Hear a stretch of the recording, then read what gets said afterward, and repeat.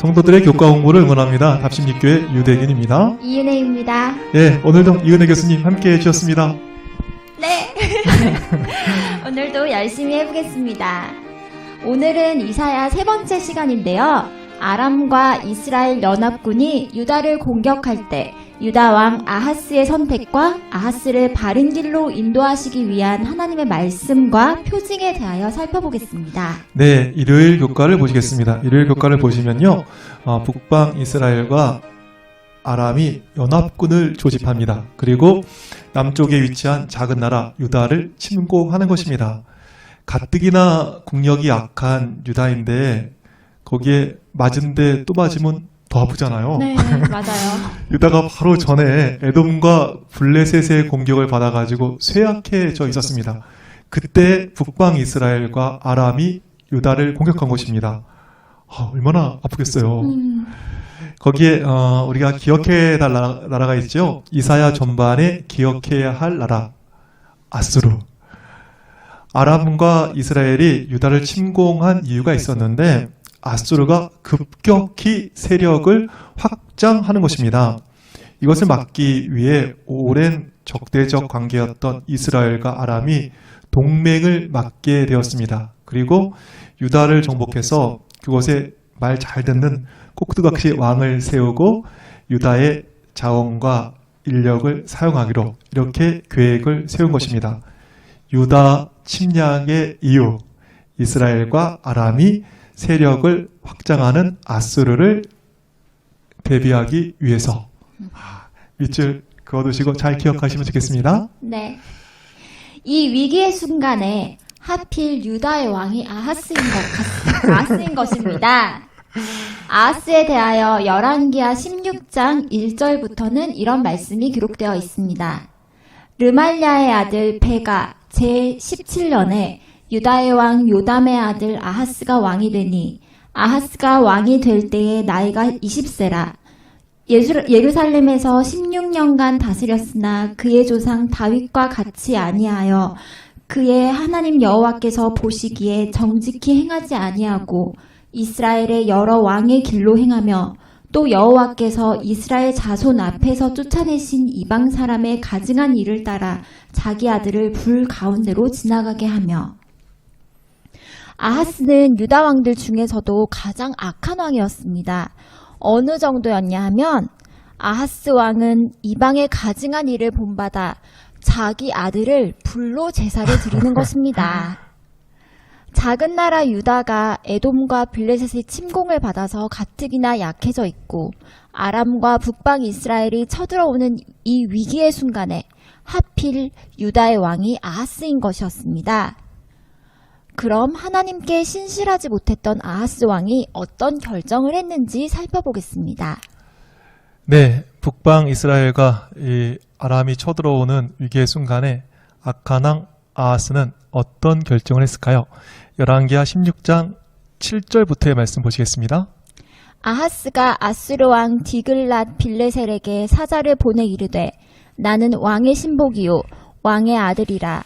이제 아람 왕과 이스라엘 왕이 나를 친히 청하건대 올라와 그 손에서 나를 구원하소서 하고 아하스가 여호와의 성전과 왕궁 곳간에 있는 은금을 내어다가 아수르 왕에게 예물로 보냈더니 아수르 왕이 그 청을 듣고 곧 올라와서 다메섹을 쳐서 점령하여 그 백성을 사로잡아 기르로 옮기고 또 르신을 죽였더라. 하나님만이 유다를 구원해 주실 수 있는 유일한 도움 아니겠습니까? 그런데 아하스는 세상의 도움을 찾는 것입니다. 하나님 말고 다른 방법을 찾는 것이지요. 그래서 성전 왕궁에 또 아주 좋은 그냥 구석구석에 있는 금은보화를 가져다가 아수르 왕에게 이렇게 바치는 것입니다. 은금 드릴 테니까 좀 도와주세요. 은금을 동원하여 아수르에게 도움을 청한 결과 어떻게 되었을까요? 아람을 침공하기 아주 좋은 구실을 얻은 아수르 왕인 이 디그랏 발레셀은 이게 웬 떡이냐 하고 바로 아람을 공격하여 아람 왕 르신을 죽이게 되는 것입니다.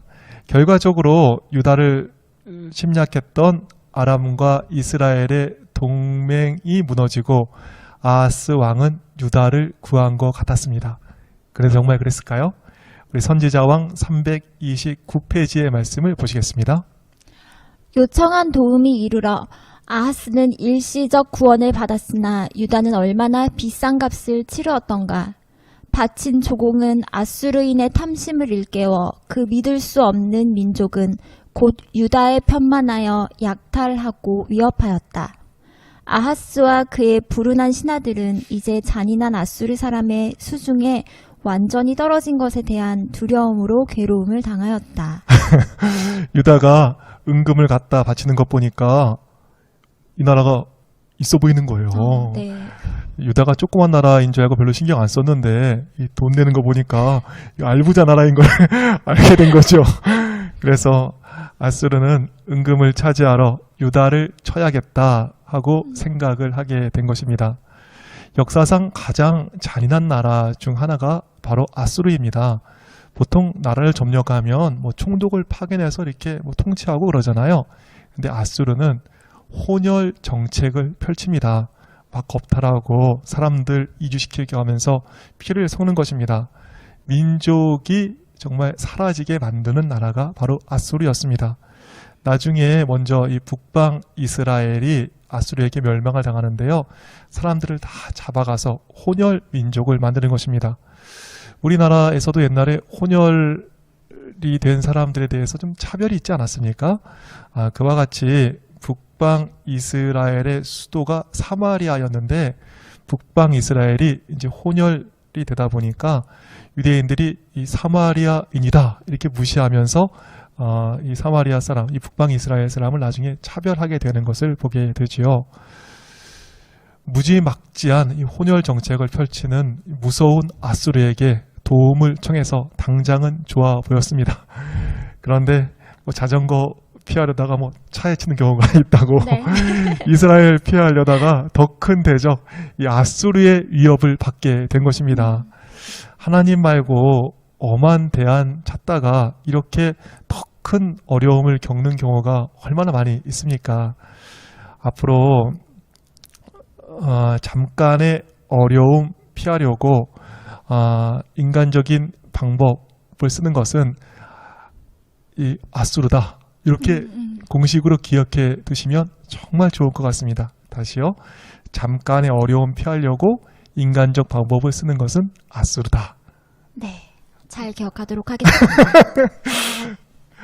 그래서 월요일 교과를 보시면 자상하신 하나님께서는 아하스 왕이 아수르의 지도자를 만나지 못하도록 설득하기 위하여 이사야를 보내십니다. 그리고 하나님께서는 이사야에게 그의 아들 스알야숲을 데리고 가라고 말씀하십니다. 그리고 포위에 대비하여 예루살렘의 물 공급을 조사하고 있던 아하스 왕을 만나게 됩니다. 왜 스알야숲을 데리고 가라고 했을까요? 스알야숲의 뜻은 남은 자가 돌아오리라 라는 뜻입니다. 스알은 남은 자라는 뜻이고 야숲은 돌아오다 라는 뜻이 있습니다. 무엇으로부터 남은 자일까요? 또 무엇으로부터 돌아온다는 이야기일까요? 포로로 잡혀가서 남은 자가 돌아온다는 뜻입니다. 두려운 이야기입니다. 그리고 돌아오다 말은 회개의 의미도 가지고 있습니다. 전체적으로 종합하면 이사야의 아들 스알야숲의 뜻은 교과의 말씀처럼 죄로부터 돌아서지 아니하면 포로로 잡혀갈 것이고 그 후에 남은 자가 돌아올 것이다. 결정은 너의 몫이다. 라는 뜻이 있는 것입니다. 스알야숲을 데려가라 하신 하나님께서는 이사야를 통하여 다음의 약속을 주십니다. 우리 이사야에 있는 말씀 보실까요? 그에게 이르기를 너는 삼가며 조용하라. 르신과 아람과 르말리아의 아들이 심히 노할지라도 이들은 연기나는 두 부지깽이 그루터기에 불과하니 두려워하지 말며 낙심하지 말라. 네, 아람 왕과 이스라엘 왕이 쳐들어오는데 그들 너무 염려하지 마. 이렇게 이사야를 통해서 하나님께서는 권면하고 계십니다. 그들은 연기 나는 부지깽이야. 이렇게 말씀하시는 것입니다. 부지깽이를 아시나요? 설명해 주셔서 잘 몰라서. 이 불을 뗄라 그러면 이렇게 작대기를 통해서 이 불들을 뒤적거릴 필요가 있을 때가 있습니다. 그래서 뒤적거리는 그 나무를 부직갱이라 이렇게 부르지요. 그런데 이 불을 뒤적이다 보면 부직갱이에 불이 붙어요. 그래서 이렇게 꺼내가지고 와 신나다 이렇게 하고 있으면 그게 얼마 안 가서 꺼지는 것입니다. 아람과 이스라엘이 강해 보여도 부직갱이처럼 그 불 붙은 것처럼 금방 꺼진다 이런 뜻인 것이지요. 그러니까 저들 얼마 못 가 금방 꺼져 두려워하지 마. 그러니까 그들 이렇게 제적하려고 아수로 이렇게 끌어들이고 이렇게 하지 마. 이런 권면을 주시는 것이지요. 그래서 다음 말씀이 이어지고 있습니다. 이사야 7장 5절입니다. 아람과 에브라임과 르말리아의 아들이 악한 꾀로 너를 대적하여 이르기를 우리가 올라가 유다를 쳐서 그것을 쓰러뜨리고 우리를 위하여 그것을 무너뜨리고 다브엘의 아들을 그 중에 세워 왕으로 삼자 하였으나 주 여호와의 말씀이 그 일은 서지 못하며 이루어지지 못하리라. 대저 아람의 머리는 다메섹이요 다메섹의 머리는 르신이며 65년 내에 에브라임이 패망하여 다시는 나라를 이루지 못할 것이며 에브라임의 머리는 사마리아요 사마리아의 머리는 르말리아의 아들이니라. 만일 너희가 굳게 믿지 아니하면 너희는 굳게 서지 못하리라 하시니라. 저 나라들 당장은 강력해 보이지만 몇십 년 안에 망한다는 거예요. 65년 이내에 끝난다. 65년. 네. 그러니까 저들 대항하기 위해서 아수를 끌어들이지 말라. 이런 하나님의 말씀이 주어지는 것입니다. 그런데 그런 겉면에도 불구하고 아까 살핀 대로 아수르를 끌어들이기 위해서 금, 은을 긁어 모아가지고 가져다가 우리 좀 도와주세요. 이거 받고 이렇게 얘기를 하는 것입니다.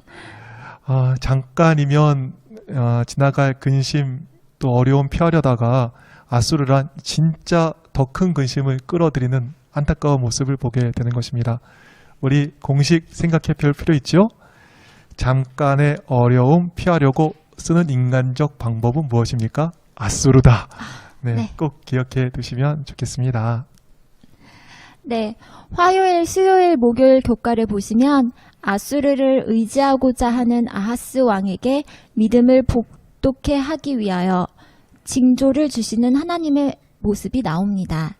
이사야 7장 10절부터의 말씀입니다.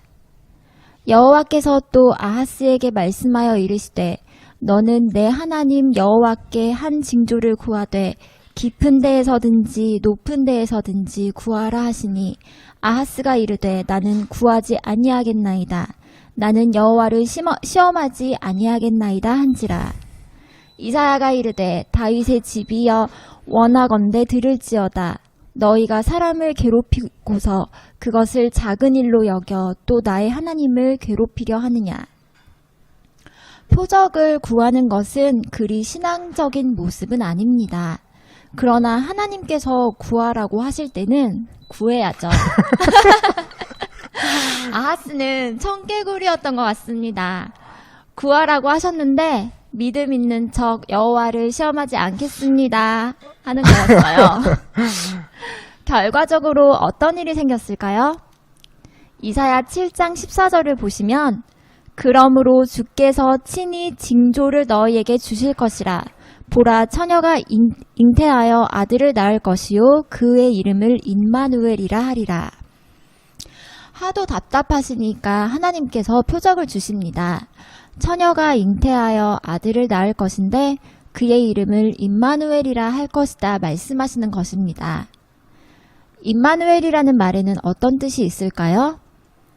임마누엘이란 말은 교과의 말씀대로 하나님이 우리와 함께 계시다로 번역하면 되겠습니다. 이 임마누엘이 당시에 누구였는지는 밝혀지지 않았습니다. 그러나 동정녀 마리아에게서 탄생하신 예수님께서 진정한 의미의 임마누엘이 되셨습니다. 네, 아하스의 믿음을 북돋아 주기 위해서 주어진 표징, 표징. 임마누엘. 네. 하나님이 우리와 함께 하시다.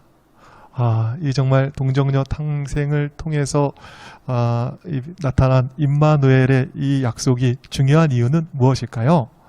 목요일 하단에는 이런 교과의 말씀이 있습니다. 목요일 교과 하단 보시죠. 하나님이 우리와 함께 계시다라는 약속이 중요한 이유는 무엇인가? 이보다 더 강력한 보증과 위안은 없기 때문이다. 하나님은 당신의 백성에게 시련과 고통이 없을 것이라고 약속하지 않았지만 그들과 함께 하겠다고 약속하셨다. 그렇습니다. 하나님께서 당신의 백성들에게 어려움, 고통, 또 시련 없을 거야 이렇게 약속하지는 않았습니다. 그러나 하나님께서 약속하셨는데 그것은 무엇입니까? 내가 너희와 함께 할게. 하나님이 우리와 함께 하신다는 임마누엘의 약속을 주시는 것입니다. 아멘.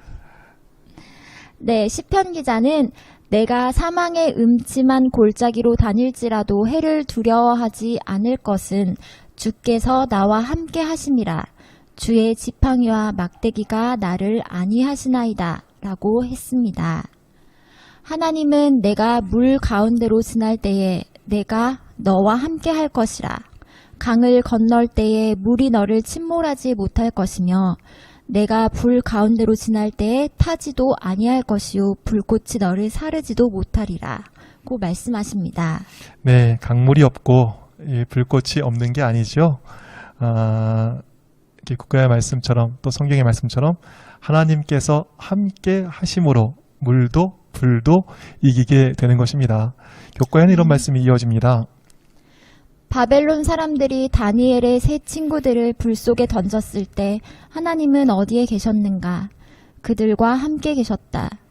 야곱이 날이 밝도록 씨름하고 고뇌의 시간에 하나님은 어디에 계셨는가? 야곱의 팔 안에 할 수 있는 한 가까이 계셨다.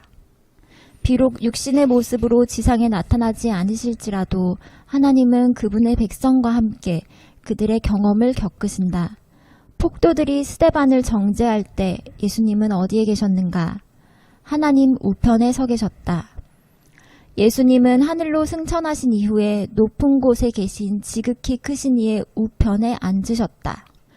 그러나 스데반이 돌에 맞아 죽을 때 왜 예수님은 서 계셨는가? 모리스 벤덴의 말처럼 예수님은 도저히 앉아 계실 수가 없으셨다. 성도들이시여, 비록 육신의 모습으로 우리 예수님께서 지상에 나타나지는 않으실지라도 하나님께서는 그분의 백성과 함께 모든 경험을 함께 겪으십니다. 수도 스데반이 순교할 때 이 예수님의 모습은 너무 감동적입니다. 히브리서 1장 3절을 보시면 예수님께서는 높은 곳에 계신 지극히 크신 이의 우편에 앉으셨습니다. 그런데 폭도들이 스데반을 정죄할 때 예수님은 어떻게 계시죠? 사도행전 7장 55절을 보면요. 하나님 우편에 서 계셨습니다. 모리스 벤덴이 이것에 대해서 다음과 같은 탁월한 해석을 하셨죠. 스데반이 정죄를 받고 돌에 맞을 때 우리의 모든 경험을 함께 하시는 하나님께서는 도무지 앉아 계실 수가 없는 거예요. 그래서 우리의 모든 경험을 함께 하시는 하나님이신 예수님께서는 앉아 계실 수가 없으셔서 그냥 서가지고 스데반이 당하는 어려움을 보고 계신다. 이런 탁월한 해석을 하는 것을 교과에서 살필 수 있습니다. 성도들이시여, 정말 우리가 어려움 당하고 힘들어하실 때 우리 하나님이신 우리 예수님은 노심초사로 우리를 보시면서 이렇게 함께 하시고 필요한 도움을 주시는 그러한 분이심을 꼭 기억하셨으면 좋겠습니다. 아멘.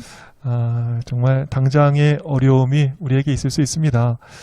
물과 불로 인한 어려움이 있을 수 있고 또 여러 반대와 요즘에는 또 코로나19라는 이 어려움이 이 교회에 굉장히 큰 어려움을 주고 있습니다. 그러나 우리에게는 임마누엘, 하나님이 우리와 함께 하시는 이 커다란 축복이 있는 것입니다.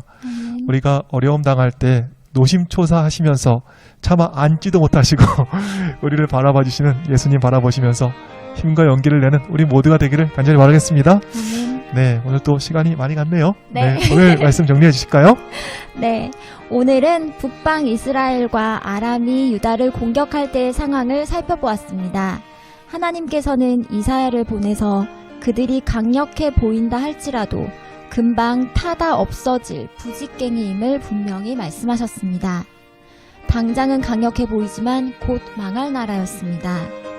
그리고 그 말씀이 진실된 것임을 보여주시기 위하여 처녀가 잉태하여 아들을 낳는 기적과 함께 임마누엘이란 이름을 지어주셨습니다. 그러나 아하스는 하나님을 신뢰하기보다는 인간적인 지혜를 의지하면서 은금을 보내 아수르에게 도움을 청했습니다. 그 결과 아수르는 더 큰 어려움을 겪게 되는 것입니다. 인간적인 방법, 지혜에 동원하지 말고 우리와 함께 하시는 하나님 바라보면서 믿음으로 굳게 서는 모두가 되시기를 바랍니다. 네, 다음 주는 오늘의 주제와 연관되는 주제인데요. 저희는 다음 주에 사과 어려운 길로 성도들을 다시 찾아오겠습니다. 그때까지 몸 마음 평안하세요. 안녕.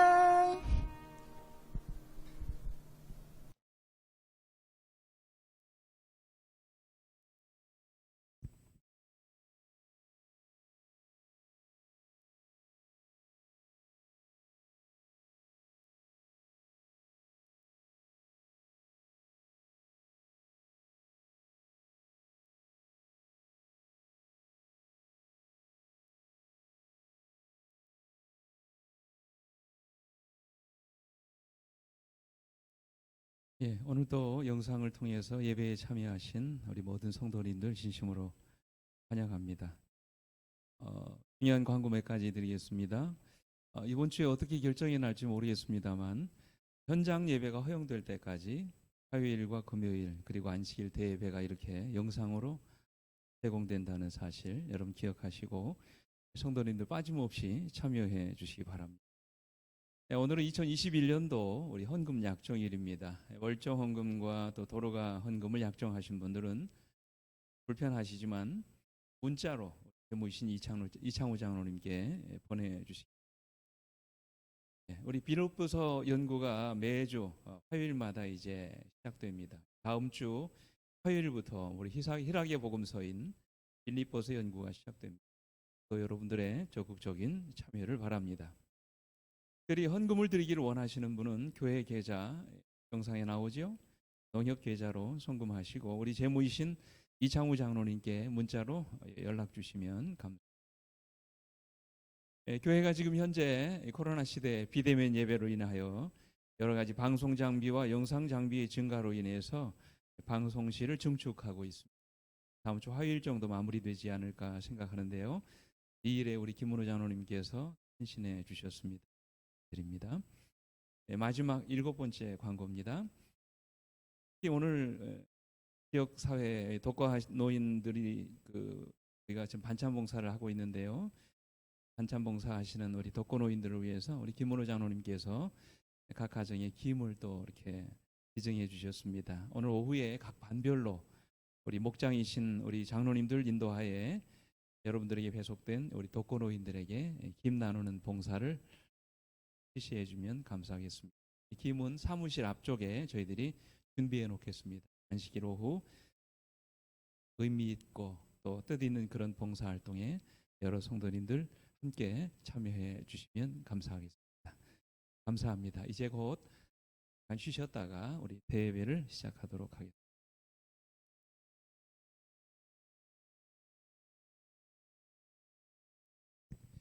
기도하시겠습니다.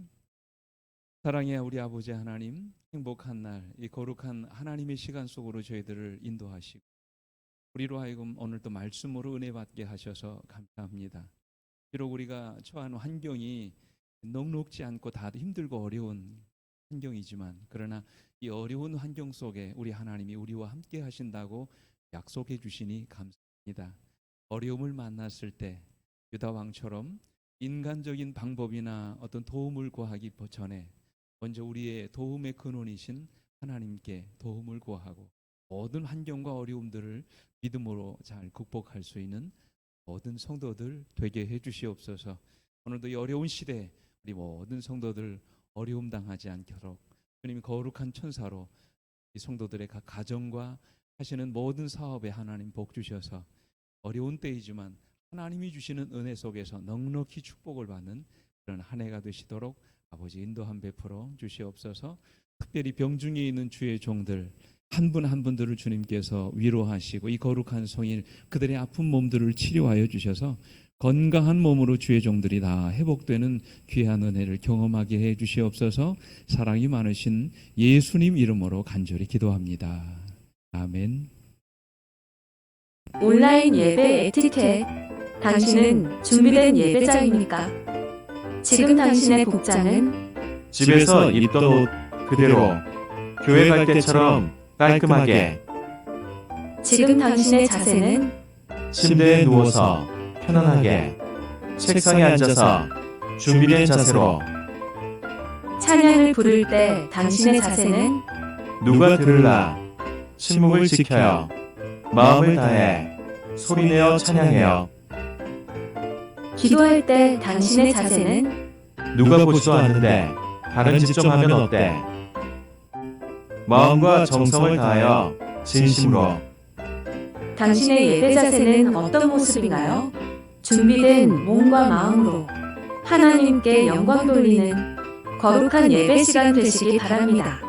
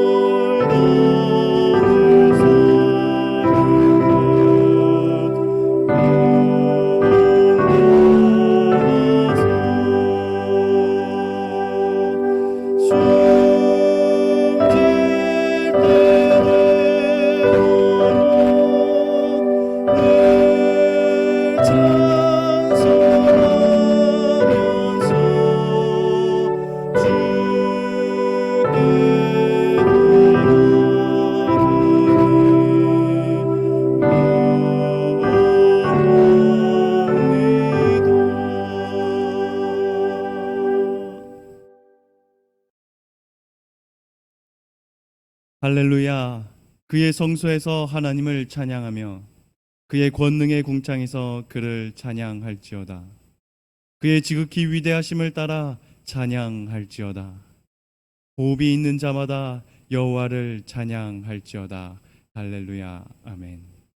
여러분을 예배로 초청합니다.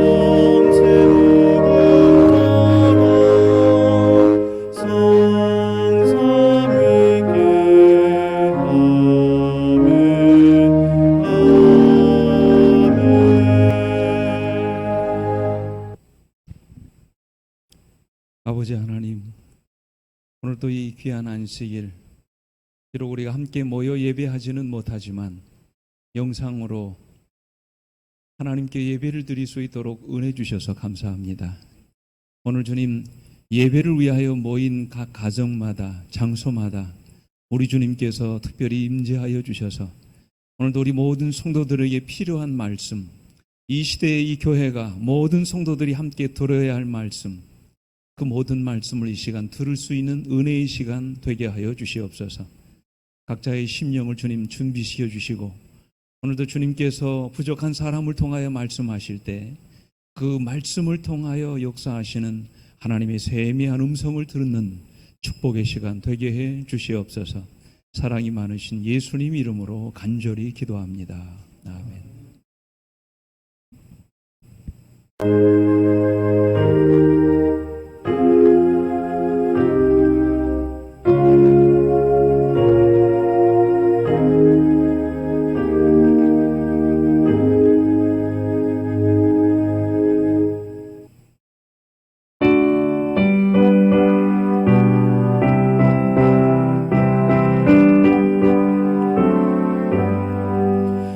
하나님이 내게 있으면 그 입 닫아지고 내 구주 주시는 종을 늘 찬송하겠네. 내 은혜로신 하나님 날 도와주시고 그 귀한 영광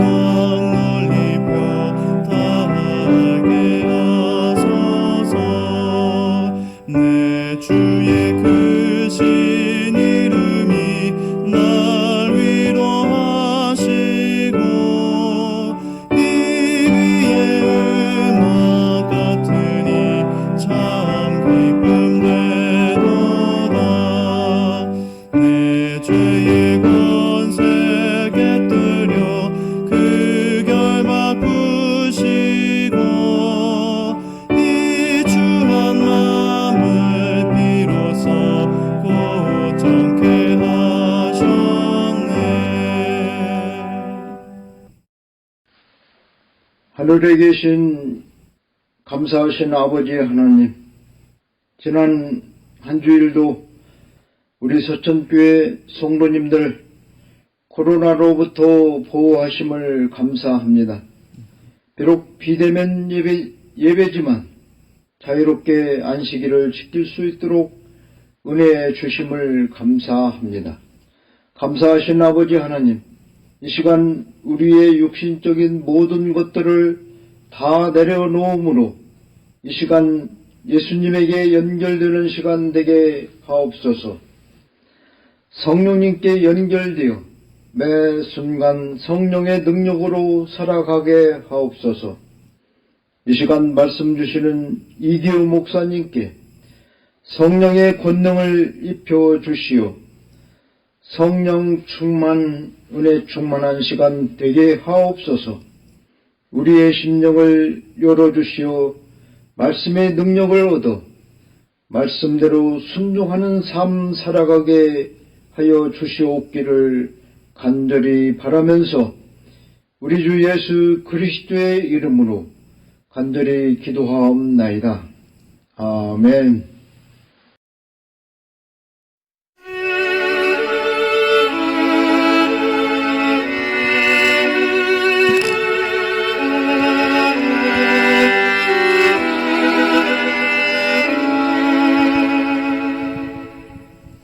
헌금 시간입니다. 말씀을 통해서 우리 하나님 여호와를 기억하고 그가 우리에게 정밀하게 능력을 주었습니다. 이같이 하시는 내 조상들에게 맹세하신 은혜가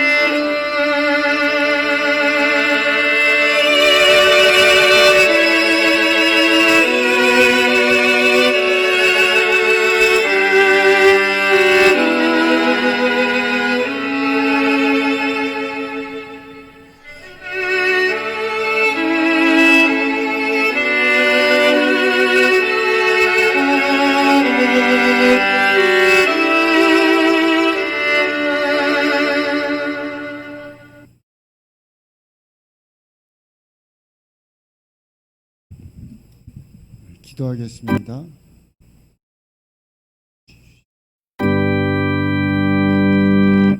주님 주신 모든 것 주님께 드리나이다.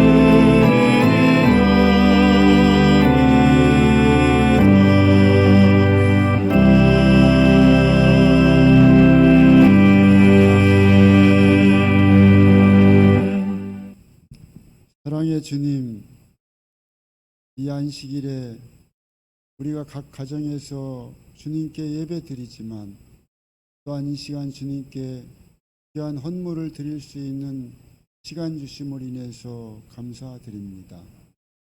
우리에게 주신 축복에 감사하게 하시고 우리의 삶을 인도하심에 감사하게 하여 주시옵소서.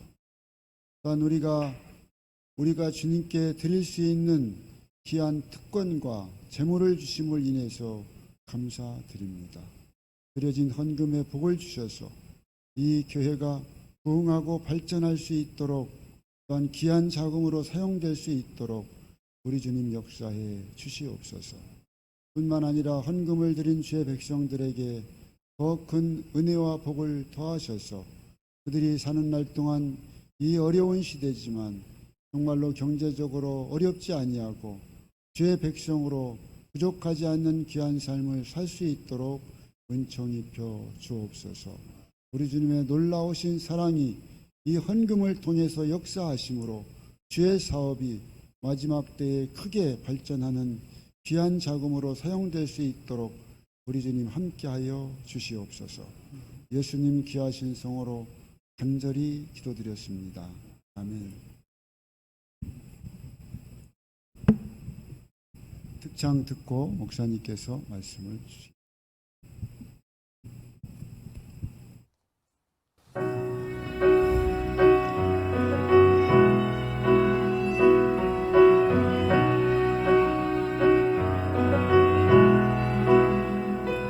어둠 속에 매이던 내 영혼 갈 길 몰라 방황할 때에 주의 십자가 영광의 그 빛이 나를 향해 비추어 주셨네. 주홍빛보다 더 붉은 내 죄 그리스도의 피로 씻기어 완전한 사랑 주님의 은혜로 새 생명 주께 얻었네.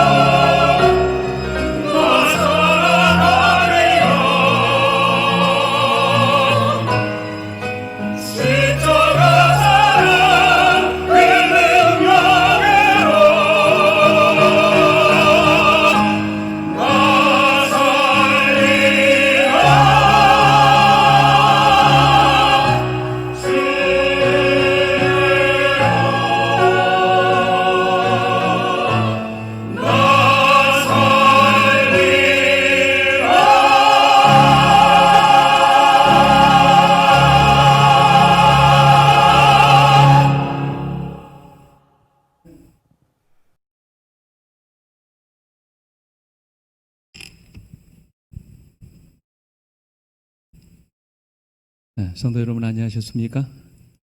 네, 오늘 또 2주째 이렇게 영상으로 예배를 드릴 수 있도록 하나님 인도하셔서 감사합니다. 먼저 하나님 말씀 사도행전 11장 21절부터 26절까지 말씀 우리 함께 먼저 교독합니다. 사도행전 11장 21절부터 26절입니다. 제가 먼저 읽습니다. 주의 손이 그들과 함께 하심에 수많은 사람들이 믿고 주께 돌아오더라. 예루살렘 교회가 이 사람들의 소문을 듣고 바나바를 안디옥까지 보내니 그가 이르러 하나님의 은혜를 보고 기뻐하여 모든 사람에게 굳건한 마음으로 주와 함께 머물러 있으라 권하니 바나바는 착한 사람이요 성령과 믿음이 충만한 사람이라. 이에 큰 무리가 주께 더하여 지더라. 25절 바나바가 사울을 찾으러 다소에 가서 만남에 안디옥에 데리고 와서 둘이 교회에 1년간 모여 있어 큰 무리를 가르쳤고 제자들이 안디옥에서 비로소 그리스도인이라 일컬음을 받게 되었더라. 아멘. 오늘 이 시간 저는 여러분과 함께 제가 꿈꾸고 있는 서천교회의 비전을 이 시간 좀 나누려고 합니다. 2021년도를 시작하면서 하나님이 제게 주신 비전이 있습니다. 여러분과 함께 2021년도를 살아가면서 꼭 이루기를 바라시는 하나님의 꿈을 저에게 보여주셨습니다. 여러분 혹시 그 꿈이 뭔지 아십니까? 이미 사업계획서를 받으신 분들은 아시겠지만 그것은 바로 누구나 머물고 싶은 교회를 만들라는 것입니다. 오늘 이것이 올 한 해 동안 저에게 주신 하나님의 꿈입니다. 오늘 이것이 저의 꿈만이 아니라 우리 모두의 꿈이 되어지기를 간절히 바랍니다. 어떻게 우리가 이 꿈을 이룰 수 있을까요? 얼마 전에 마이크 나파라고 한 사람이 쓴 누가 우리 교회를 옮겼는가라고 하는 책을 읽게 됐습니다. 아마도 이 책은 누가 내 치질을 옮겼을까라고 하는 스펜서 존슨이라고 하는 사람이 그 쓴 책에서 영감을 얻은 것으로 생각합니다. 그런데 그 책에 보면 이런 이야기가 나옵니다. 하나님이 어느 날 조용한 자리에 자리 잡은 한 교회를 통째로 옮기셨습니다. 교회에서 난리가 났죠. 교인들이 그 교회를 찾느라고 혈안이 되어 있습니다. 근데 교회를 막상 찾고 보니까 교회가 도심의 한복판에 있는 곳입니다. 그 도시의 중심에 교회가 자리 잡고 있는 것입니다. 근데 교회 주변에 유흥가들이 모여 있어 예배 드릴 수가 없습니다. 사람들이 북적거리는 통에 통 예배가 될 수가 없는 환경 가운데 있었습니다. 거리에 불량배들이 모여들기 시작합니다. 마약을 하고 술에 취한 사람들이 교회로 몰려들기 시작합니다. 그야말로 인생의 밑바닥에 있는 사람들이 교회에 하나 둘씩 모여드는 것입니다. 근데 어떤 교인들이 이야기합니다. 이건 교회가 아니다.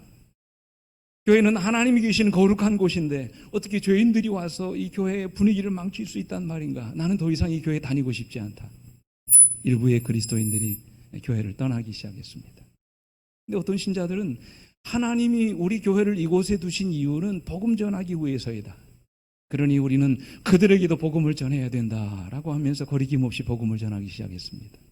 그러다 보니 마약을 하던 사람도 교인이 되고 거리에서 몸을 파는 여인도 교인이 되기 시작합니다. 거리에 노숙인들이 교회에 나오기 시작합니다. 주변에 홀로 사는 독거 노인들이 하나 둘씩 교회에 모여들기 시작했습니다. 그러다 보니 이 교회가 그야말로 거대한 수용소가 됐습니다. 결국 교회가 이름을 바꾸고 그 교회 안에 복지재단을 만들어서 운영하게 됩니다. 그런데요, 그러는 사이에 교회의 신자들이 점점 세속화되기 시작했습니다. 신자들 사이에서 여자 문제가 생겨나고 교회에 나오는 청소년들이 마약을 하기 시작하고 술과 유흥을 즐기는 신자들이 늘어나기 시작하면서 교회가 점점 몰락해 가기 시작했습니다. 그런데 여러분, 어떤 신자들은 그들에게 복음을 전하면서도 자신들의 신앙을 게을리하지 않았습니다. 주변에 있는 이웃들을 수용하고 그들에게 복음을 전하면서도 그들은 수시로 하나님의 말씀을 보고 그 영혼들을 품을 수 있도록 하나님께 간절히 기도했습니다. 예수의 마음으로 그 영혼들을 받아들일 수 있도록 하나님께 날마다 기도했습니다. 근데 여러분, 그러자 교회 안에 놀라운 변화가 일어납니다. 교회를 찾아온 초신자들의 삶이 변화되기 시작했습니다. 그들 가운데 놀라운 치유의 역사가 일어나기 시작했습니다. 그러면서 하나님의 교회가 점점 부흥하게 된다는 그런 이야기입니다. 오늘 이 책의 마지막 부분에서 이 책의 저자는 이런 기록을 남겼습니다. 결국 중요한 것은 예수님이시다. 진정한 교회란 건물이 아니다.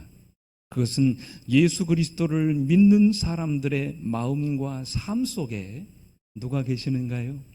예수님이 계시는가 하는 것이다. 그러므로 우리는 세상에 예수님이 어떤 분이신지를 보여주어야 할 의무가 있다. 그렇게 말씀을 하셨어요. 오늘 여러분과 저에게 어떤 의무가 있다고요? 세상에 많은 믿지 않은 사람들에게 오늘 내가 믿는 예수가 어떤 분이신지를 보여주어야 할 의무가 있다고 말씀을 하셨어요. 오늘 여러분, 이 이야기가 주는 교훈이 무엇입니까? 우리가 복음을 들고 나가기 전에 그러한 영혼들을 품을 수 있는 그런 교회를 만들어야 한다는 것입니다. 오늘 이것이 바로 우리에게 주신 하나님의 꿈이요 비전입니다. 어떻게 우리가 그런 꿈을 이룰 수 있을까요? 어떻게 우리가 누구나 머물고 싶은 그런 교회, 그런 놀라운 비전을 우리 모두가 이룰 수 있을까요? 첫째로 누구나 머물고 싶은 교회가 되려면 먼저 이 교회에 하나님의 은혜가 임하셔야 합니다. 오늘 본문이 시작되는 21절 말씀을 보십시오. 같이 한번 읽어보겠습니다. 21절 시작. 주의 손이 그들과 함께 하심에 수많은 사람들이 믿고 주께 돌아오더라 그랬어요. 여러분, 무엇이 그들과 함께 하심에요? 주의 손이 그들과 함께 했다고 말씀하셨어요. 이 말씀은 안디옥 교회가 부흥하게 된 원인이 사람에게 있지 않다는 말씀입니다. 주의 손이 그들과 함께 하신 결과로 하나님이 그 교회를 부흥케 하신 것입니다. 그런데 여러분, 그럼에도 불구하고 오늘 우리가 여기서 반드시 잊지 말고 기억해야 할 너무나도 중요한 진리가 있습니다. 여러분 그것이 무엇인 줄 아십니까? 주님의 손은 아무 교회나 함께하지 않으신다는 것입니다. 다시 한번요. 이 교회를 부흥케 하시는 것은 주님이시지만 이런 주님의 놀라운 역사는 아무 교회에나 일어나지 않는다는 사실이에요. 하나님은 반드시 준비된 교회 위에 부흥을 허락하시는 것입니다. 하나님은 반드시 준비된 교회에 새로운 영혼들을 보내주시는 것입니다. 그래서 날마다 이 교회가 새로운 신자들로 채워지는 것입니다. 이유가 뭘까요? 비결이 무엇입니까? 23절을 말씀 봅니다. 23절 말씀 같이 또 읽습니다. 시작. 그가 이르러 하나님의 은혜를 보고 기뻐하여 모든 사람에게 굳건한 마음으로 주와 함께 머물러 있으라 권하니 라고 그랬습니다. 여기서 말하는 그가 누굽니까? 바나바입니다. 이 바나바는 예루살렘 교회에서 안디옥 교회가 부흥하고 있다고 하는 이야기를 듣고 이 안디옥 교회의 지도자로 파송된 목사였습니다. 근데 그가 안디옥 교회에 이르러서 무엇을 보았다고요? 성경에 보니까 하나님의 뭐를 봐요? 은혜를 봤다라고 말씀하셨어요. 이 은혜는 1차적으로 이방인들이 개종한 사건을 말합니다. 하나님을 믿지 않는 사람들이 예수님을 믿어서 주님께로 돌아온 이 놀라운 은혜를 그가 봤다는 것입니다. 그 모습을 보고 바나바가 기뻐했다고 말씀하셨어요. 그런데 여러분, 은혜라는 말의 의미가 무엇입니까? 여러분 아시는 것처럼 은혜는 헬라어로 카리스라고 합니다. 이 말씀이 신약 성경에 약 150번 정도 나옵니다. 이 사도 바울의 서신에서만 무려 100번 나옵니다. 오늘 이 사도행전과 누가복음을 기록한 이 누가는 이 사도행전에서만 25번 이 은혜를 이야기하고 있습니다. 이 은혜가 무엇입니까? 우리 본교의 주석에 보니까 이 은혜를 이렇게 말씀하셨어요. 이 은혜는 단순히 하나님의 인정을 받을 만한 공로가 있는 사람들에게 베푸는 그분의 은총이 아니다. 그것은 죄된 인간에 대한 하나님의 무한하고 전폭적인 변화시키는 사랑이다 그랬어요. 다시 말하면 전혀 받을 가치가 없는 그런 사람들에게 베풀어주는 하나님의 일방적인 사랑, 그분의 적극적인 사랑이 바로 은혜라는 것입니다. 그러니까 여러분, 지금 바나바가 안디옥 교회에서 이런 하나님의 은혜를 보았다는 것입니다. 받을 자격이 없는 자들에게 베풀어주는 하나님의 무조건적인 사랑이 안디옥 교회의 신자들을 통해서 베풀어지고 있는 것을 그가 보았다는 것입니다. 죄인을 구원하고자 하시는 하나님의 적극적인 사랑이 신자들의 삶을 통해서 그 교회 안에 나타나고 있었다는 그런 말씀입니다. 여러분, 이런 은혜가 그곳을 찾는 사람들의 마음에 감동을 준 것입니다. 그래서 사람들이 믿고 주님께로 돌아오는 역사가 일어난 것입니다. 저는 어쩌면 이것이야말로 안디옥 교회를 부흥케 만들었던 원동력이라고 믿습니다. 영혼에 대한 사랑을 가지고 그들을 구원하고자 하는 신자들의 열정이 이러한 역사가 일어나도록 만들었던 것입니다. 한 영혼이라도 더 구원하고자 하는 적극적인 신자들의 사랑과 친절이 안디옥 교회를 부흥케 만들었던 것입니다. 죄인된 인간을 향한 하나님의 적극적이고 무한하신 사랑이 안디옥 교회의 신자들의 모습을 통해서 나타나고 있었다는 말씀이에요. 그래서 사람들이 안디옥 교회에 오면 머물고 싶어 했던 것입니다. 그들과 함께 있고 싶어 했던 것입니다. 그들에게서 세상에서 느낄 수 없는 사랑과 친절이 나타나고 있었기 때문에 한 번이라도 그 교회에 오는 신자들은 그대로 눌러 앉고 싶어 했던 것입니다. 바로 이것입니다, 여러분. 이런 사랑과 영혼에 대한 관심이 그 교회를 찾아오는 사람들에게 느껴져야 된다는 사실이에요. 여러분, 그래야 그들이 머물고 싶지 않겠습니까? 그러므로 교회는 새로운 신자가 오면 행복을 느낄 수 있는 그런 곳이 되어야 합니다. 우리와 함께 있으면 마음이 편안해지고 가족처럼 느껴지는 그런 곳이 바로 이 교회가 되어야 하는 것입니다. 세상에서 상처받고 고통받던 사람도 이곳에 오면 마음의 위로를 받고 용기를 얻을 수 있는 곳, 바로 그런 곳이 이 교회가 되어야 한다는 사실이에요. 누구를 만나든지 오랜 친구처럼 느껴지고 한 가족처럼 느낄 수 있는 곳, 바로 그곳이 이 서천교회가 되어야 한다는 사실입니다. 그러므로 여러분, 오늘 우리 모두가 다 그런 교회, 누구나 한 번 이 교회에 오면 머물고 싶어지는 그런 교회, 이런 교회를 만드는 일에 우리 함께 동참하시게 되기를 간절히 바랍니다. 여러분, 누가 그렇게 하셨습니까? 우리 주님이 그렇게 하셨죠. 우리 주님께서 항상 영혼에 대한 사랑을 가지고 그분을 찾아오는 많은 사람들을 사랑으로 돌보신 것을 봅니다. 그래서 사복음서를 보면 어떤 말씀이 자주 나옵니까? 민망히 여기시더라, 불쌍히 여기셨다는 그런 표현들이 나옵니다.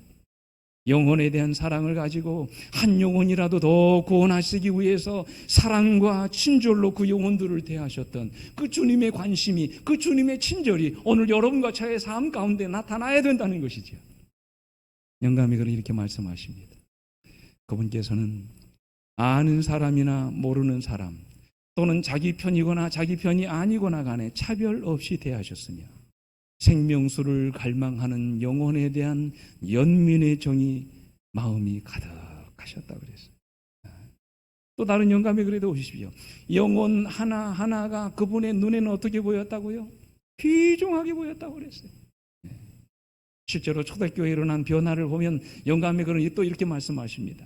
성령께서 강림하신 후 제자들이 살아계신 구주를 선포하려고 나갈 때 그들의 유일한 소망은 뭐였다고요?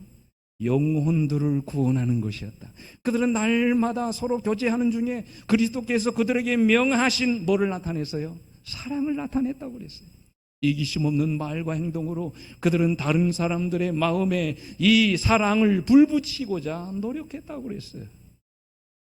여러분, 이런 주님의 모습이, 오늘 이런 초대교회 신자들의 모습이 오늘 우리 모두의 모습이 되어야 하지 않을까요? 최근에 한국의 컴패션이라고 하는 한 선교단체에 봉사하시는 우리 서정인 목사님이 쓰신 이 고맙다라고 하는 그 책을 제가 읽게 됐습니다.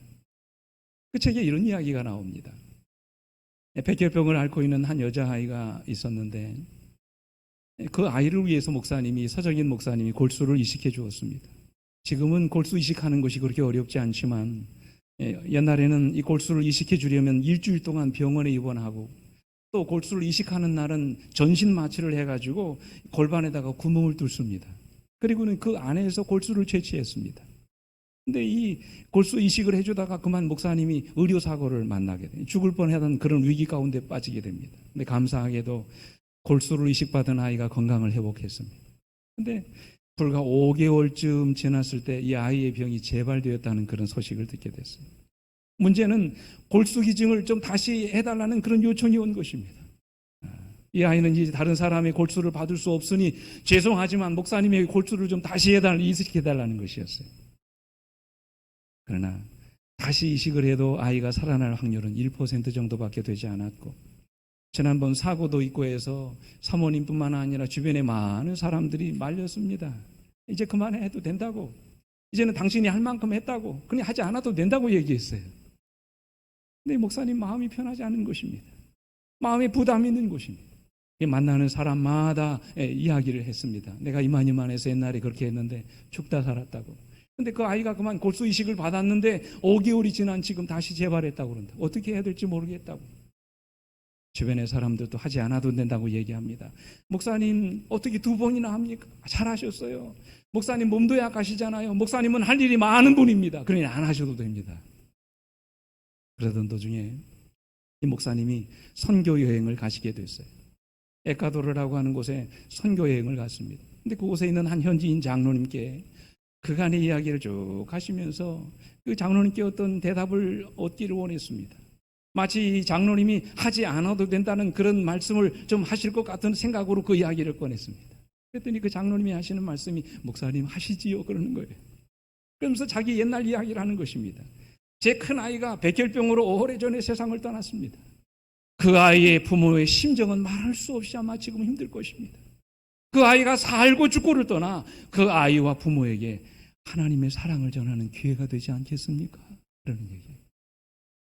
목사님은 이 장로님의 이야기를 듣고 그날 호텔에 돌아와서 답답한 마음으로 하나님 앞에 엎드려 기도했습니다.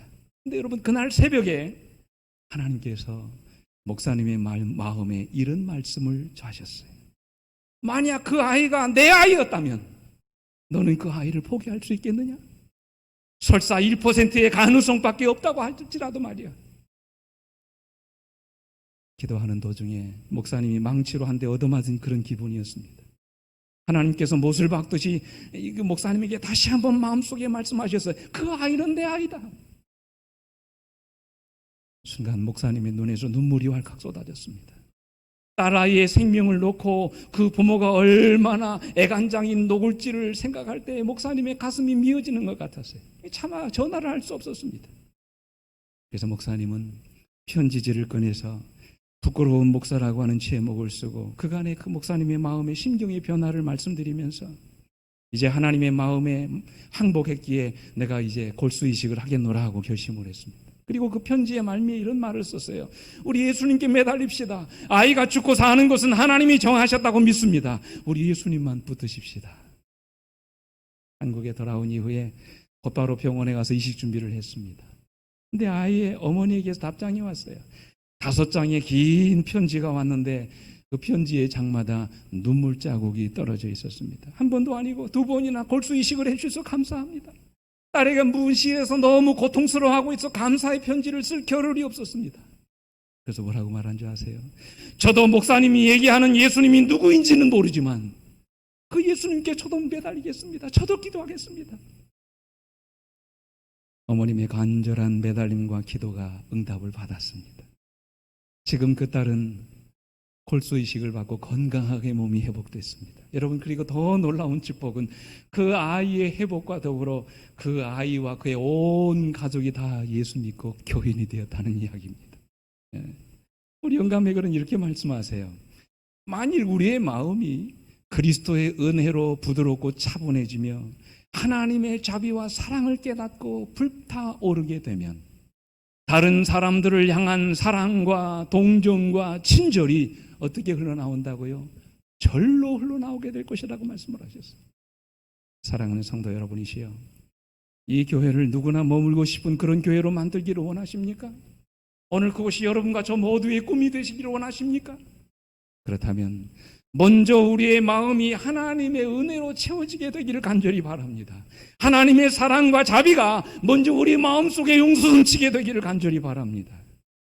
그래서 이 교회를 찾는 모든 사람들이 여러분과 저의 모습을 보면서 하나님의 사랑과 은혜를 느낄 수 있는 그런 교회가 되어지기를 간절히 바랍니다. 저는 여기에 우리 교회의 희망이 있다고 믿습니다. 여기에 이 교회의 미래가 달려있다고 믿습니다. 우리 모두 그런 교회를 만드는 일에 함께 헌신하는 우리 성도들이 되어지기를 간절히 바랍니다. 둘째로, 누구나 머물고 싶은 교회가 되려면 신자들 상호 간에 아낌없는 격려와 칭찬이 있어야 합니다. 오늘 다시 23절을 보십니다. 같이 읽어볼게요. 23절 말씀입니다. 시작. 그가 이르러 하나님의 은혜를 보고 기뻐하여 모든 사람에게 굳건한 마음으로 주와 함께 머물러 있으라 권하니라고 그랬어요. 여러분, 끄트머리에 보십시오. 맨 마지막 부분에 뭐라고 합니까? 그가 어떻게 했다고요? 권했다고 그랬어요. 여러분, 권했다는 말은 격려했다는 말씀입니다. 용기를 주었다는 말씀이에요. 위로했다는 그런 말씀이에요. 굳건한 마음으로 주와 함께 머물러 있으라고 그들에게 용기를 준 것입니다. 그가 누굽니까? 바나바지요. 이 바나바라는 이름의 뜻이 뭡니까? 위로의 아들이라는 뜻이에요. 근데 여러분, 그거 아십니까? 바나바는 그의 이름이 아닙니다. 그의 원래 본명이 무엇입니까? 요셉이었어요. 근데 요셉이었던 그가 워낙 사람들을 격려하고 위로해주는 일을 잘하다 보니까 사람들이 그의 별명으로 뭐라고 지어준 것입니까? 바나바라는 이름을 지어준 것입니다. 그는 그의 이름에 걸맞게 이제 갓 들어온 새신자들을 찾아다니면서 그들의 믿음을 격려해주고 위로해주는 일을 아끼지 않았던 것입니다. 그들이 믿음 안에서 약해지지 않도록 수시로 격려하며 용기를 주었던 것입니다. 이것이 안디옥 교인들에게 얼마나 큰 힘이 되었을까요? 그래서 수많은 신자들이 주님과 함께 머물러 있게 된 것입니다. 저는요, 이 예루살렘 교회가 베드로나 야고보 같은 사도를 안디옥 교회에 보내지 않은 것이 얼마나 다행스러운 일인지 모른다고 혼자 그렇게 생각을 했습니다. 만약에 베드로나 야고보 같은 사도를 보냈으면 그들을 성격으로 미루어 보았을 때 분명히 그들은 죽게 붙어 있으라고 권하지 않고 뭐 했을까요? 명령했을 것입니다. 지적질을 하고 가르치려고 했을 것입니다. 이 사람은 번성적으로 지적질하기를 좋아합니다. 책망하기를 좋아합니다. 잘못된 일을 보면 그대로 두고 보려고 하지 않습니다. 어떻게 해서든지 가르쳐 주려고 합니다. 그러나 여러분 한번 생각해 보십시오. 안디옥 교회에 새로운 신자들이 들어왔으니 얼마나 연약한 모습들이 많이 일어났겠습니까? 예루살렘 교회와 같은 기성교회도 아니고 이제 막 들어온 새 신자들로 채워지고 있는 교회가 얼마나 무질서하고 혼란스러웠겠습니까? 이방신을 믿던 사람들이 기독교로 개종을 했으니 얼마나 요상스러운 일들이 많이 일어났겠습니까? 아마 저 같으면 매일같이 그것을 뜯어 고치려고 했을 것입니다. 그들의 잘못을 지적해주고 교회 요람을 보여주면서 교회 질서를 바로잡기 위해서 아마 정신없었을 것입니다. 그런데 여러분, 바나바는 어떻게 했다고요? 그렇게 하지 않았다고 그랬어요. 때로 그들이 실수하고 잘못된 일을 저지른다 할지라도 그들을 정죄하거나 비난하지 않았어요. 그들이 계속해서 굳건한 마음으로 주님 안에 붙어 있으라고 뭐 했다고요? 격려하고 위로했다고 그랬어요. 여러분, 괜찮습니다. 여러분들이 몰라서 그렇게 한 것입니다. 나중에는 차차 알게 될 것입니다. 실수로 그렇게 한 것입니다. 용기 잃지 마십시오. 지금은 여러분들이 연약해서 그런 것입니다. 힘을 내십시오. 하늘의 도움을 구하십시오. 하나님이 여러분을 도와주실 것입니다. 마음은 원이지만 여러분의 육신이 연약한 것을 제가 다 압니다. 하늘의 도움을 구하십시오. 성령의 능력을 구하십시오. 그리고 어떤 일이 있어도 주님을 떠나서는 안 됩니다. 때로 실수하고 넘어질지라도 절대로 이 교회를 떠나서는 안 됩니다. 힘을 내십시오. 하나님이 여러분을 도와주실 것입니다. 그저 주님께 붙어 있기만 하면 됩니다. 여러분, 저는 우리 교회 안에 이런 바나바가 많이 있게 되기를 간절히 바랍니다. 우리 영감이 그런 이게 말씀하십니다. 모든 것을 보시는 하나님의 눈은 모든 사람의 결점과 각 사람의 주정, 그들의 감성을 보신다고 그랬어요. 근데 여러분, 그 이어지는 말씀 보십시오. 그러나 그분께서는 우리의 잘못을 오래 참으시고 우리의 연약함을 동정하신다. 그분은 당신의 백성들에게 동일한 친절과 인내의 정신을 품도록 뭐 하신다고요? 명령하신다고 했어요. 또 다른 영감의 글에 보시면 사랑은 하나의 적극적인 원칙이다. 그것은 다른 사람들의 장점을 우리 앞에 항상 제시해주고 우리가 영혼들을 그리스도께 인도하는 목적에서 벗어나지 않도록 하기 위하여 경솔한 행동을 못하도록 제지해준다. 대관령 한 툼의 산골에 한 시골 교회가 있었습니다. 근데 몹시 추운 어느 겨울날 아침에 그 교회 나이 많이 드신 어르신이 일찍 오셨는데 그 추위에도 이 교회를 걸어서 오신 것입니다. 담임 목사님이 여쭤봤어요. 어르신, 이 교회에 오시려면 얼마나 걸리세요? 여쭤봤더니 3시간이요 그러시는 거예요. 그 나이 많으신 어르신이 교회까지 오시는데 무려 몇 시간이나요? 3시간이나 걸어서 오신 것입니다. 마음이 아팠습니다. 자기는 사택에서 교회까지 오는데 추워서 그것도 어쩔 줄 몰라 하는데 이 나이 많은 어르신이 몇 시간이나 3시간이나 걸어서 교회에 오신 것입니다. 안 되겠다 싶어서 다음 달 직원들을 모으고 차량을 좀 구입하는 문제를 상의했습니다. 그랬더니 직원들이 흔쾌히 동의해 주셔서 그 교회가 저렇게 멋진 교회 봉고차를 구입하게 됐습니다. 어려운 형편이었지만 교원들이 십시일반으로 몇 되지 않은 가구들이 함께 모여서 20불로 그 차를 구입할 수 있게 됐어요. 이 교인들이 얼마나 좋아하시는지요. 교회가 차를 구입했더니 이제 새로운 신자들이 교회 차 타는 재미로 교회에 나오기 시작하는 것입니다. 근데 여러분, 이 교회차를 구입한 지 한 일주일쯤 되던 어느 날 목사님과 한 장로님이 서울에 볼 일이 있어서 새 차를 타고 서울에 가셨습니다. 이제 볼 일을 다 마치고 서로 헤어진 목사님은 하루 동안 가까운 친척집에 같이 잠을 주무시고 난 다음에 그 다음날 아침에 장로님을 만나기로 했습니다. 그리고 친척집에 나가서 이제 하룻밤을 딱 자고 나왔다 보니까 새로 구입한 교회 봉고차가 없어진 것입니다. 눈앞이 캄캄해졌어요. 이 차가 어떤 차인데, 온 교인들의 사랑과 정성이 담긴 이 차인데 하루 저녁에 뭐 한 거예요? 차가 잃어버린 것입니다.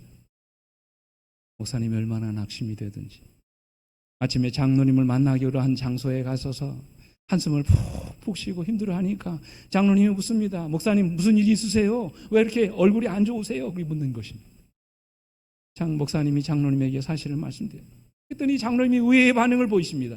아유, 괜찮습니다. 저는 목사님에게 무슨 일이 있는 줄 알았지요. 차야 다시 사면 되지 않겠습니까? 걱정하지 마시고 아침이나 같이 먹으러 갑시다. 뜻밖의 말에 위로를 받으니 목사님이 정말로 눈물이 날 정도로 고마웠습니다. 근데 장로님은 그렇다 치고 교회에 돌아가면 어떻게 이 사실을 교인들에게 말하겠습니까? 걱정이 태산 같았습니다. 이제 참담한 심정을 가지고 교회에 돌아온 목사님이 교회 직원들을 모아놓고 이야기했습니다. 그리고 용서를 구했습니다. 참 죄송하다고, 제가 불찰이라고, 잘 관리해야 되는데 그냥 아까운 차를 제가 잊어버리게 했다고, 어떻게 해야 될지 모르겠다고 그랬어요. 그러자 직원 가운데 한 분이 벌떡 일어나면서 이런 말씀을 하셨어요. 목사님, 아닙니다. 목사님 잘못이 아니라 저희들 잘못입니다. 목사님이 안 계시면 저희들이 나와서 기도를 했어야 되는데 우리의 기도가 부족해서 일어난 일입니다. 우리는 괜찮습니다. 그저 지금껏 걸어 다녔는데 그냥 다니면 되지요. 괜찮습니다. 그러는 거예요. 그 목사님은 그날 밤 흐르는 눈물을 주체하지 못하고 이렇게 좋은 교회, 좋은 교인들이 세상에 또 있을까 생각하니 너무나 감사하고 기뻤습니다. 좋은 만남을 주신 하나님께 또 감사를 드렸다고 그랬어요. 근데 여러분, 진짜로 며칠이 지난 어느 날 서울에서 경찰서에서 연락 왔어요. 잃어버린 차를 찾았다고 했어요. 하마터면 큰 불화가 될 수 있었던 그런 상황에서 온 교원들이 서로 위로하고 용기를 주는 말을 했던 것이 그 교회를 위기로부터 구해 주었던 것입니다. 선지자는 말씀하십니다. 결코 무정하고 냉랭하고 동정심 없고 비난하는 사람이 되지 말라. 용기를 주고 희망을 일으켜주는 말을 할 기회를 결코 잃어버리지 말아라. 사랑하는 성도 여러분, 누구나 머물고 싶은 그런 교회가 되기를 원하십니까? 서로에게 격려와 칭찬을 아끼지 않은 그런 교회가 되어지기를 간절히 바랍니다. 때로 상대방에게 결점과 호응이 보인다 할지라도 그것이 원칙에 관련된 일이 아니라면 때로는 참고 인내하시게 되기를 간절히 바랍니다. 때로 진리를 말하고 교정이 필요한 순간에도 그 영혼에 대한 사랑으로 말할 수 있게 되기를 간절히 바랍니다. 그래야 이 교회에 머물고 싶지 않겠습니까? 한순간도 격한 말이나 상대방의 용기를 꺾는 그런 언어를 사용하지 않게 되기를 간절히 바랍니다. 우리가 비참 만날 때마다 서로에게 용기를 주고 위로를 주고 마음에 기쁨을 줄 수 있는 그런 우리의 성도들이 되시기를 간절히 바랍니다. 이것이 이 교회를 향한 저의 꿈입니다. 비전입니다. 우리 함께 이런 비전을 이루어 가시는 여러분과 제가 되기를 간절히 바랍니다. 셋째로, 누구나 머물고 싶은 교회가 되려면 오늘 이 교회 안에 예수를 닮은 신자들이 많아져야 돼요. 여러분, 누구 닮은 신자들이요? 예수 닮은 신자들이 많아져야 돼요. 우리의 모습을 보면서 사람들이 마음의 행복을 느낄 수 있는 그런 사람들이 되어야 합니다. 모든 사람들의 존경을 받고 그들이 닮아가기를 원하는 그런 신자들이 되셔야 합니다. 그래야 여러분, 사람들이 교회에 머물고 싶지 않겠습니까? 24절 말씀을 좀 다 같이 봅니다. 24절 말씀 함께 읽겠습니다. 24절 시작. 바나바는 착한 사람이요 성령과 믿음이 충만한 사람이라. 이에 큰 무리가 주께 더하여지더라. 오늘 여러분, 성경은 뭐라고 말씀하십니까? 바나바를 일컬어 뭐라고 말해요? 바나바는 착한 사람이요 성령과 믿음이 충만한 사람이라고 그랬어요. 여러분, 이 말씀이 다른 말 같지만 같은 말씀이에요. 무슨 말입니까? 우리가 성령과 믿음이 충만해지면 어떻게 되겠다는 말이에요? 착한 사람이 되게 되겠다는 그런 말씀이에요. 그래서 현대인의 성경이 이렇게 말합니다. 그는 성령과 믿음이 충만한 착한 사람이었다. 그래서 많은 사람들이 주님을 믿게 되었다. 그랬어요. 여러분, 이 말씀의 의미가 무엇입니까? 한 사람의 영향력이 얼마나 큰지를 보여주는 말씀이에요. 한 사람이 예수를 닮은 모습이 얼마나 많은 사람들에게 선한 영향력을 끼칠 수 있는지를 보여주는 그런 말씀이에요. 나 한 사람이 예수를 잘 믿어도 나로 인하여 수많은 사람들이 주님께로 돌아올 수 있다는 그런 말씀입니다. 제가 목회를 시작하는 그 전도사 시절에 저는 그런 교회 어르신을 제가 만난 경험이 있습니다. 참 그분은 예수님 같은 분이었습니다. 제가 그분을 모시고 있으면서 예수님이 계시다면 아마 저런 분이었을 것이라고 생각을 자주 했습니다. 그런 분이 교회 안에 계시니까 지역사회에서 교회가 정말로 좋은 영향력들을 지역 주민들에게 끼치는 것을 보았습니다. 예수님을 믿지 않은 사람들도 그분 앞에서는 절로 고개를 숙였습니다. 그분이 하시는 말씀에 귀를 기울이는 모습을 봤습니다. 그러면서 뭐라고 말하는가 하면, 내가 지금은 교회를 안 나가도 내가 어느 순간 교회를 나가면 반드시 저분이 나가는 교회를 나가겠다고 그렇게 고백하는 얘기를 들었어요. 한 사람의 성숙한 인격이 수많은 사람들을 교회로 이끄는 모습을 제가 봤어요. 그래서 영감이 그렇게 말씀하십니다. 부지 중에 자연이 나타나는 거룩한 생애의 감화는 사람들에게 그리스도 교회에 대한 호감을 갖게 하는 가장 위대한 설교이다 그랬어요.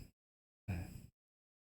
그러나 간혹 오래 신앙을 한 사람들이 주변 사람들로부터 꼬장꼬장하다는 소리를 듣습니다. 정말 까다로운 사람들이라는 말을 들을 때가 많습니다.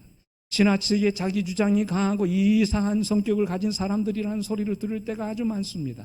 특별히 신앙적인 특별한 경험을 한 사람들의 이야기를 들어오면 유난히도 고집이 세고 주변 사람들을 힘들게 하는 사람들이라는 이야기를 듣습니다. 아닙니다. 이것은 그들이 잘못된 신앙을 하고 있는 것입니다. 우리가 성령과 믿음이 충만해지면 바나바처럼 착한 사람이 되어야 하는 것입니다. 사람들이 우리의 모습을 통해서 내가 믿는 예수의 모습을 볼 수 있어야 되는 것입니다. 예수님과 가장 가까운 자리에서 사는 사람은 그분의 모습을 닮아가게 되어 있기 때문에 그렇습니다. 그러므로 우리는 이 땅의 작은 예수로 살아야 되는 것입니다. 오늘 이런 교인들이 이 교회에 많아질 때 이 교회는 누구나 머물고 싶은 그런 교회가 되어가는 것입니다. 영감이 그런 말씀하십니다. 그대는 자신을 그리스도의 종으로 간주하고 품성에 있어서 그분과 같아지고자 뭐 하라고요? 노력하라. 다른 사람들과 사이좋게 지내고자 노력하라. 그대의 사업상 관계에 있어서까지 예모 있고 친절하고 인내하는 사람이 되라. 그리고 예수님의 온유를 보여주고 그분의 정신이 그대를 지배하고 있다는 것도 보여주라. 그대는 인류와 관계를 맺고 있다. 그러므로 그대는 인내하고 친절하고 동정적이어야 한다. 여러분 잘 아시는 인도의 마하트마 간디, 인도의 지도자인 마하트마 간디 아시지요? 이것은 마하트마 간디가 젊었을 때 사진입니다. 근데 그가 젊었을 때 영국으로 유학을 떠났습니다. 온갖 인종차별과 편견과 냉대에 시달리면서 어려운 영국에서 유학 생활을 했습니다. 근데 이 사람이 우연히 영국에서 성경책을 발견하고 성경을 읽기 시작했습니다. 그러면서 그는 참으로 말씀 속에서 깊은 은혜와 감동을 받아. 그의 전기에 보면 특별히 예수님이 가르쳐 주신 산상수훈의 말씀을 읽을 때 굉장히 마음에 큰 감동을 받았다고 그랬어요. 성경을 읽던 간디는 하나님을 위해서 그의 삶을 바쳐야 되겠다 결심하고 교회의 문을 두드리게 됐습니다. 근데 그 당시에는 인도가 영국의 식민지에 지나지 않은 미개한 나라였고 그 당시 영국은 아주 인종차별이 심한 나라였기 때문에 아무도 마하트마 간디를 받아들이려고 하지 않았어요. 찾아가는 교회들마다 무관심했습니다. 그를 냉대했습니다. 그를 거절했습니다. 들어오지 말라고 했어요. 교회에 나갔던 마하트마 간디가 상처를 받았습니다. 그가 마지막으로 찾아간 교회에서가 쫓겨나면서 한 마지막 말은 너무나 유명합니다. 뭐라고 했습니까? 나는 그리스도는 존경하지만 그리스도인들은 경멸한다고 그랬어요.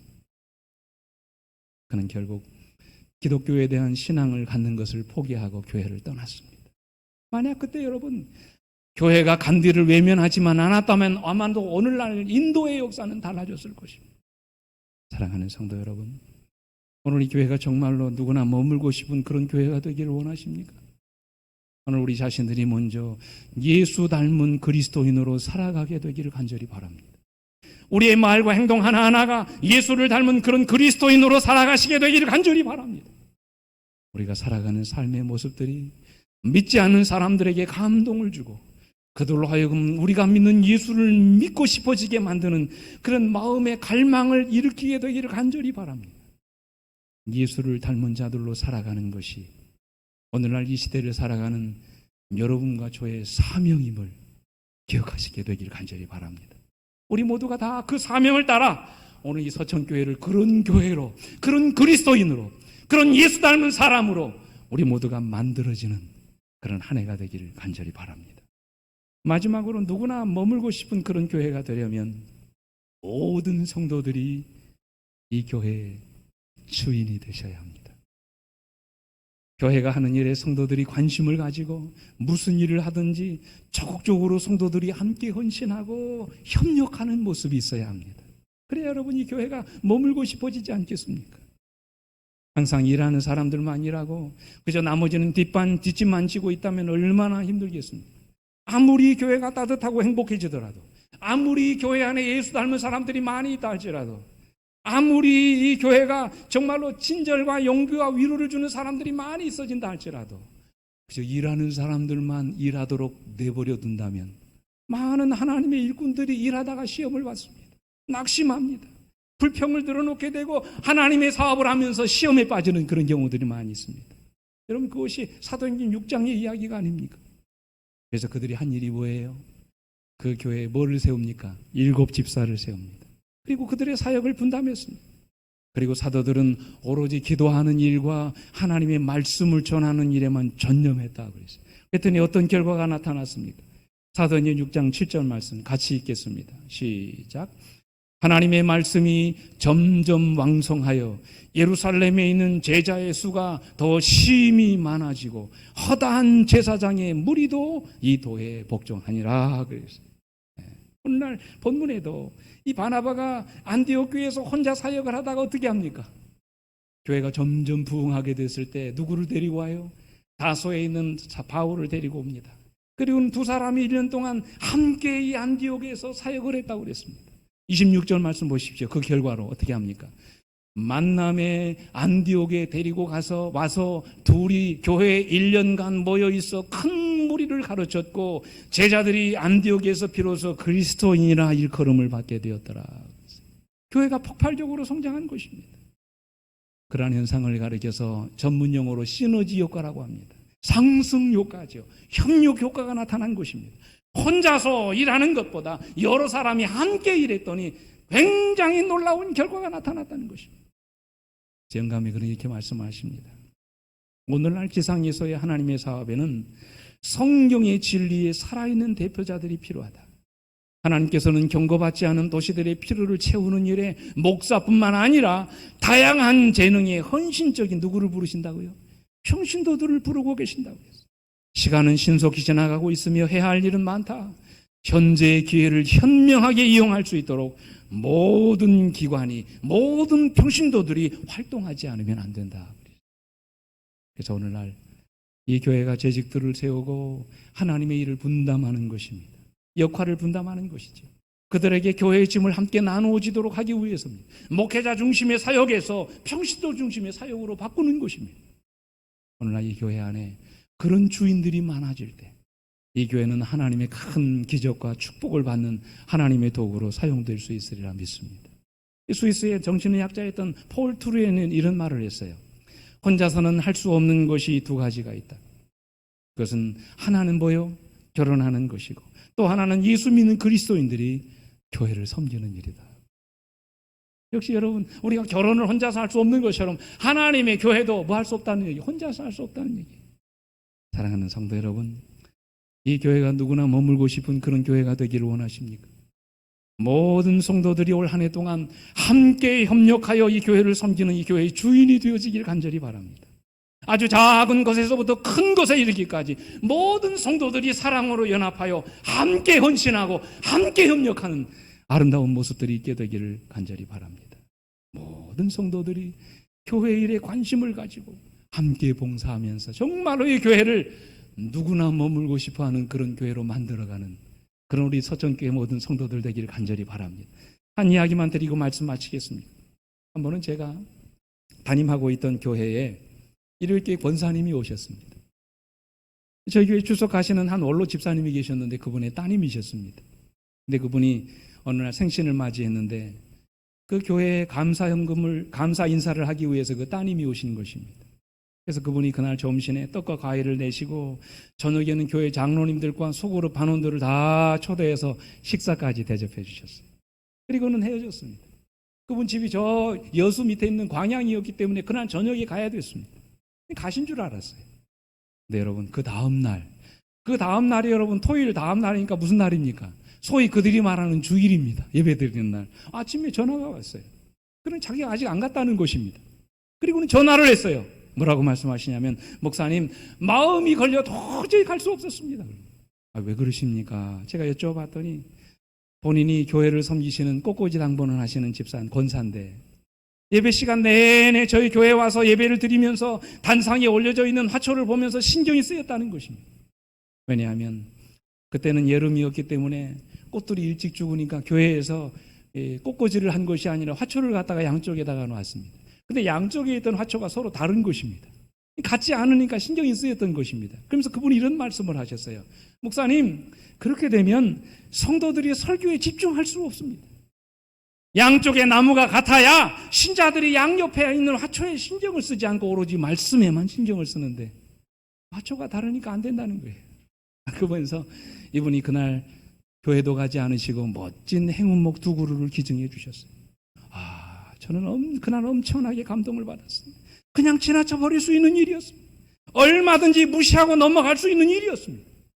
그러나 자기가 감당하고 있는 사역의 양심을 걸고 도저히 그냥 넘어갈 수 없어서 그들이 말하는 주일에 예배까지 포기하면서 이 교회의 행운목을 기증하시고 가셨던 것입니다.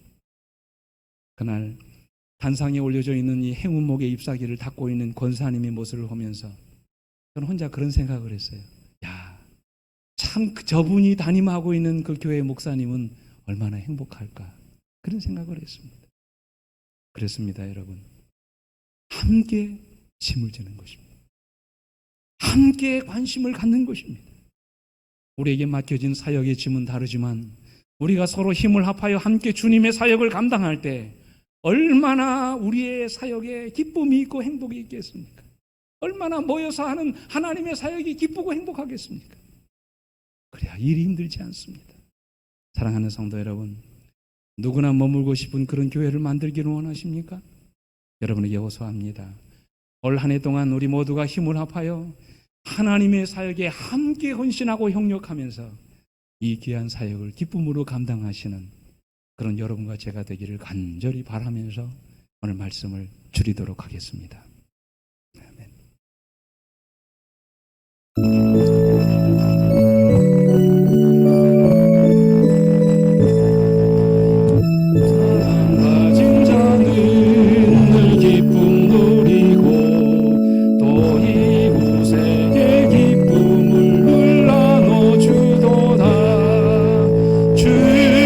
주님은 사랑이시오니 주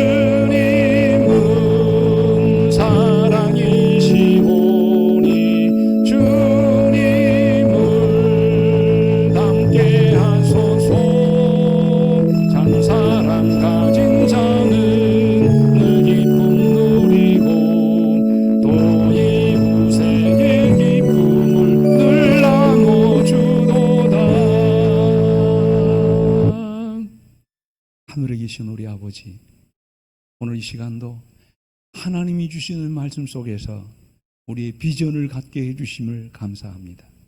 2021년도를 살아가면서 우리 모든 서천교회 성도님들과 함께 주님이 주신 이 비전을 이루어가는 우리 모든 성도들 되게 해 주시옵소서. 먼저 우리 안에 하나님의 은혜가 부어지게 하시고 우리의 입술에서 서로를 향한 칭찬과 위로의 고백들이 많이 써지도록 하나님 인도하여 주옵시며, 오늘 이 교회 안에 정말로 예수를 닮은 신자들이 많아지도록 하나님 역사하여 주시사, 이 땅에 수많은 사람들이 우리의 살아가는 모습들을 바라보면서 우리가 믿는 예수를 믿고 싶어지는 강한 열망이 이곳을 찾는 많은 사람들에게 일어나는 그런 축복된 교회가 되도록 은혜 베풀어 주시옵소서. 아버지여, 거기에 속인 모든 성도들 한 분 한 분이 이 교회의 주인이 되게 하여 주시옵소서. 하나님의 일에 관심을 갖게 하시고 함께 협력하여 맡겨주신 위대한 사역들을 기쁨으로 감당할 수 있는 그런 교회가 되어지도록 은혜 입혀 주시옵소서. 이제는 우리 아버지 하나님의 놀라우신 은혜와 그 아들 예수 그리스도의 다함이 없는 십자가의 사랑과 오늘도 우리를 일으키시고 다시 살아갈 수 있도록 결심을 주시고 능력을 주시는 성령 하나님의 감화 감동하심이 오늘 이 거룩한 비전을 가슴에 품고 올 한 해 동안 믿음으로 충성하며 살기로 결심한 서천교회 모든 성도들 위해 이제로부터 영원토록 언제나 함께해 주시옵기를 우리의 구주이신 예수 그리스도의 이름으로 간절히 축원하옵나이다. 아멘.